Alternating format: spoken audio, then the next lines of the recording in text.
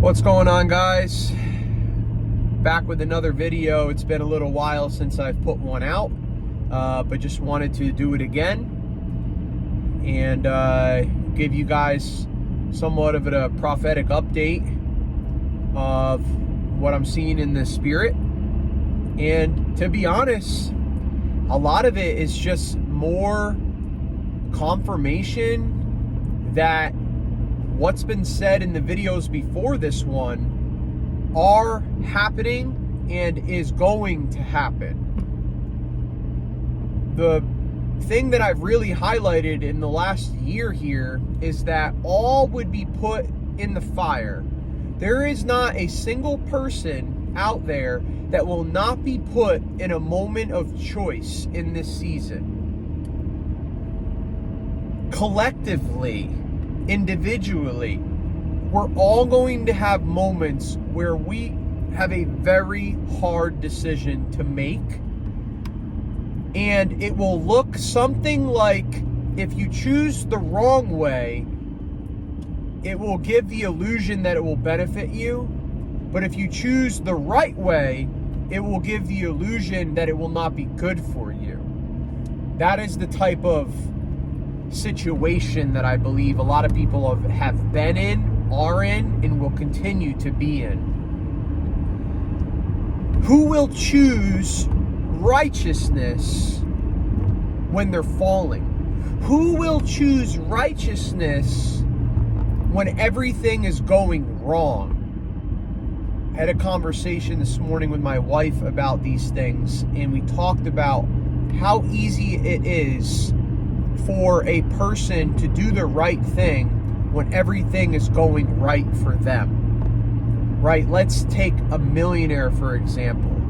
And the millionaire is donating to this charity $100,000 every single year. You look at it and you go, wow, what an amazing man that he would donate $100,000 every single year to charity. What a great man. But then you say, how did he get his $1 million? And just saying as well that he makes $1 million a year. So it's like, wow, it's a lot easier for him to do than someone who may make $150,000 a year to do. So the gesture really has to be evaluated with all the different variables that are involved in it. So then you take that same man that makes $1 million a year, that donates to charity $100,000 a year, right? And things start to go wrong for him in his life.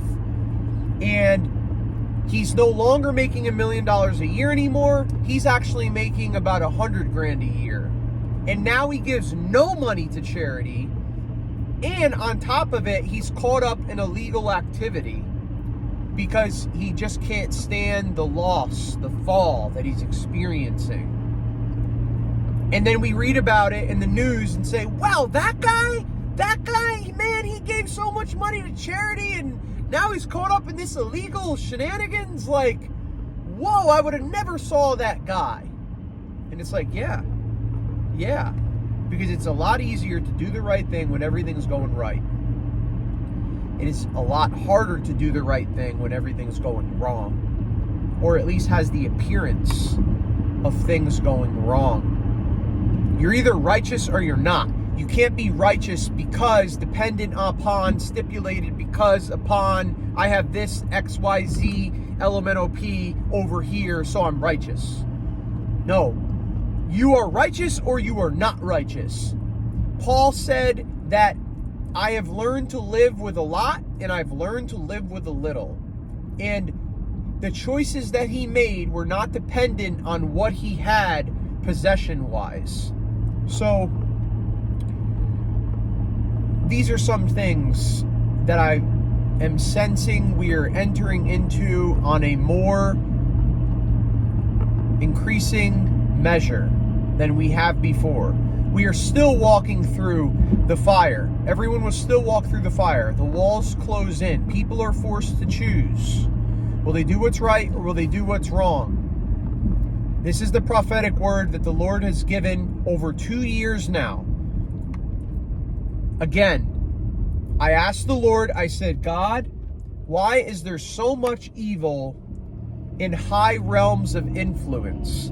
I was frustrated by the fact that songs like WAP and people that sang those songs, and all in the entertainment industry and the media industry and even the church, in the education realms and the government realms and the medical realms, why are these people able to have such a massive influence on society when they're doing wrong? It bothered me.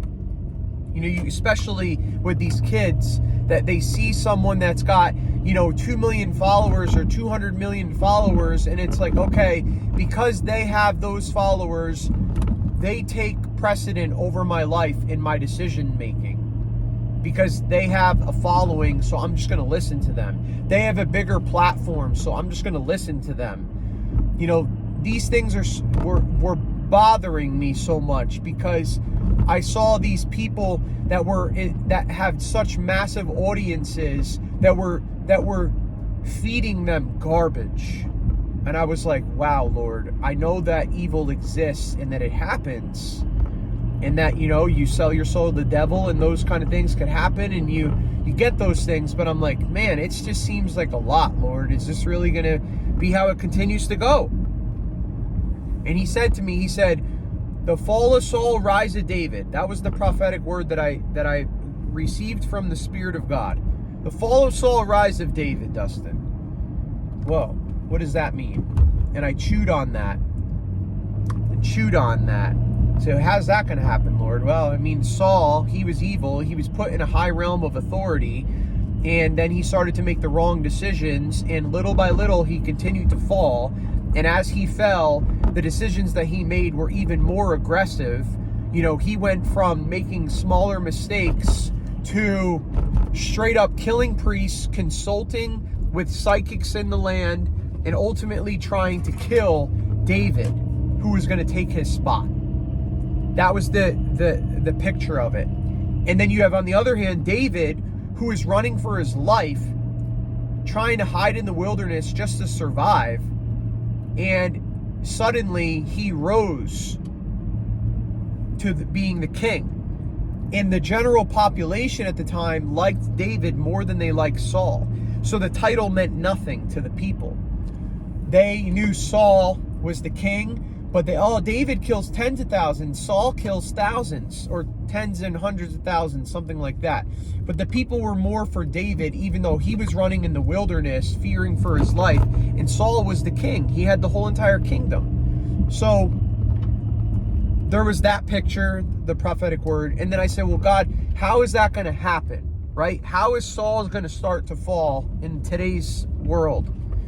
And he said, I will let my light shine on the land, and then I will let my light expose things on the land. Okay?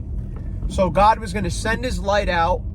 It was going to expose a lot of things so that it would all be uncovered, so that people could really see the true motives of people, because they would be exposed.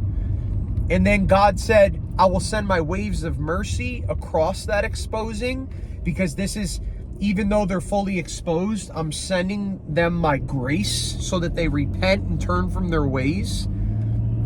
But then he said, and then that will force them to choose between walking the way of Paul or walking the way of Judas. Because Paul was doing wrong, and the light shined and exposed him and knocked him off of his horse. He repented, turned, and wrote over a third of the New Testament. Judas was exposed by the light at the Last Supper in front of everyone for his wrong motives. And even while being exposed, he still went and did what he did, turning Jesus in. And then we know what happened with him. He went to such a dark place that Satan entered him, and he killed himself. Right? So Judas made the wrong decision. So Judas, everything tying back to what I've said earlier in this video, Judas did what he thought would be beneficial to him by getting money, right, for turning Jesus in. But then it ultimately was just an illusion, because he went off and just killed himself because of the darkness that swallowed him. And then Paul, you see Paul, who was high up in levels of authority to be able to go after these Christians. The Pharisees were paying him to go get these Christians rounded up. He had everything that he wanted, everything that he needed. Letters of recommendation, food, money, whatever he needed, guys, men power.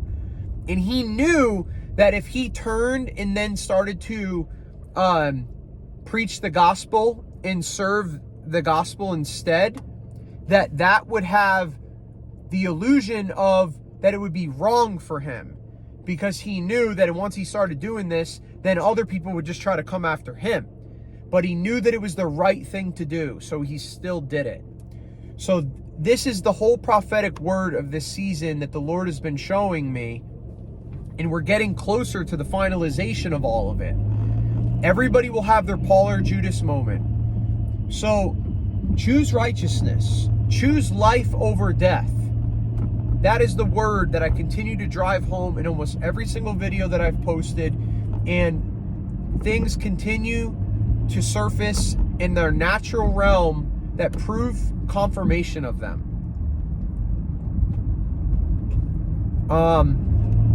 That's what I want to share with you today. And it's important that you hear these words, and that as you get into those moments, you hear them again. Because God is coming to expose the fakers. He's coming to show you who is not who you think that they are. The Judases in your midst. Right? Judas was walking around with the crew of Jesus. And the disciples and many around Jesus would have thought Judas was a good man that was serving Jesus and giving his life up for it. But he was not. He was a wolf in sheep's clothing. And I will say right now as well, on this specific regard, that there are many people in the church that are this. It's a long thing to get into the whole deep state kind of things and evil agenda and things like that. But what you need to know is that there's a lot of pastors and church leaders out there that were never Christians. They were installed and placed in those positions of power to give off the appearance that they are light when they truly are darkness, to deceive you and to lead you astray. There's been much of the church that's already been exposed in the season, and there's going to be more of the church that is going to get exposed in the season. And you will see who those Judases are, and you will be shocked by a lot of that. And a lot of them will repent, and they will turn. I can name names now. I don't want to do that, but I can name names of some that have already got caught, and they've repented, and they've turned, and they're on their way back to reconciliation, and that's a great thing. But there are some that will not repent, and God will deal with them. And you will say, wow, what kind of God is this to do this to this man? But what you need to know is that God gave them so many chances, and they refused to repent. Just like Pharaoh, all those plagues hit, he failed to repent. Romans 1, it says that God shows himself to these people, and they refuse to repent, so they're given over to a depraved mind, and they walk the ways of darkness. These are the kind of things that will happen. God bless you. Have a great day. And if you didn't know already, my TikTok got taken down again. So, what are you going to do? I'm waiting for my Truth Social account to be finally, activated. But it has not been activated yet. I do have a company called Rugby Sevens Magazine that I post a lot of rugby content on. That one is on True Social. So if you're interested in those kind of things, you could check that out as well. Okay. Blessed be the name of the Most High God. Have a great day.